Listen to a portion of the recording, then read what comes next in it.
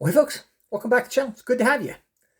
Guess what? Today we're taking a look at a Corvette C5-R GTS. This one made by Action. Now let me tell you something. You know, I bought one Action model before. It was a Panos Esperanti. It was one of the crappiest cars I ever got. It came to me secondhand, and it was literally useless. Paint was faded, chipped, cracking.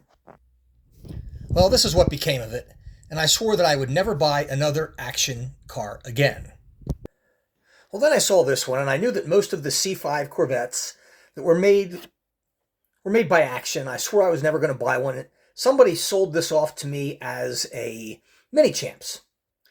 Now, I've taken a look at the boxes from the Action and the Mini Champs, and they look about the same. And I suspect that Mini Champs or Action are related in some way or another. If one of you knows, please let me know. But anyhow, so I bought this, and yeah, I've got to be honest with you, it's not a bad car. I'm not disappointed with it. Now, the C5R is where the Corvette story in racing really started. This was a Grand Touring car developed by Pratt Miller of Michigan to compete against the Dodge Viper and the Porsche 911. Running from 1999 to 2004, the Corvette would compete in 55 races. And guys, you've got to hear this. This is amazing. Of those 55 races, there were 50 podium finishes. That's 91%.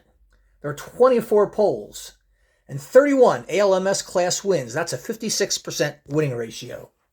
3 class wins at the 24 Hours of Le Mans. Team championships, 4. Construction champions, 4. And drivers championships, 3. Now, this particular car that you're looking at here was the livery and the number 2 car in the 24 Hours of Daytona, and they were the winners in 2001. That included Ron Fellows, a Canadian, Chris Sneifel from the United States, Frank Freon, a Frenchman, and Johnny O'Connell, also of the U.S. And guys, as you've heard, this was to be the winningest car in Corvette history. This is the one that started it all. It was an absolutely, truly amazing car from the onset. And this is not a very bad model at all. I am really impressed with it. Now, this is a front engine car, as I'm sure you probably know. The engine was designed by KTAC, and it's the LS1R, a 980cc naturally aspirated front-mounted V8. And if you've ever heard a Corvette, they all sound great. This one was no exception. Now, this model is really cool. As you might remember, the C5 Corvette had headlights that popped up. Naturally, you can't do that in racing, so this one is kind of a semi-pop-up headlight.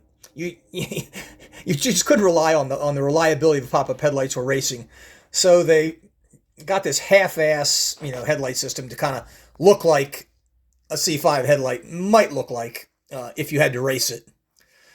I think they did a really good job with this car for the most part. The front grille here, while not spectacular, is a nice effort. It is a separate piece. It's just not a painted piece, which I give Action credit for. Now, I don't know if Action actually spotted this car where they put this on the windshield, but you notice you'll have Action on both sides of the windshield. You can see that right there. It's not often that you see a model manufacturer, even though Action has a long history in making models. They made a lot of the NASCAR models that I have were made by Action. But all in all, this is a really nice looking car. The base is pretty sharp. Supposedly it's limited edition, one of 3,312 pieces. We don't know which one.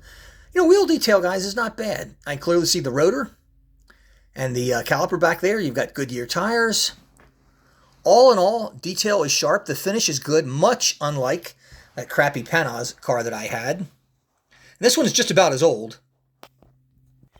And guys, one thing I want you to look at all the grille work on the hood and on the front wheel wells. That's not just painted. That is actually perforated. That is really solid and very impressive for a car that's not a Spark and is not very expensive, respectively. All other work looks good. If I have to give it any points I would detract from it, the aerials are kind of weak on it. But all in all, interior detail is actually pretty sharp. It's kind of hard to see, and as I zoom around here, you can see little bits of it. It is not bad work. And here's a look from the back, and I got to admit, I love Corvettes with round tail lights. And you got them here. You've actually got a pretty decent diffuser on the back of the car, and you can see where it's straightshaded right there. Very impressive for a car dating back to 2001. Nice, massive rear wing, all done in yellow. And there's a look at some of the interior detail, framework, various hoses, things like that in the back of the car. We know the engine's up front.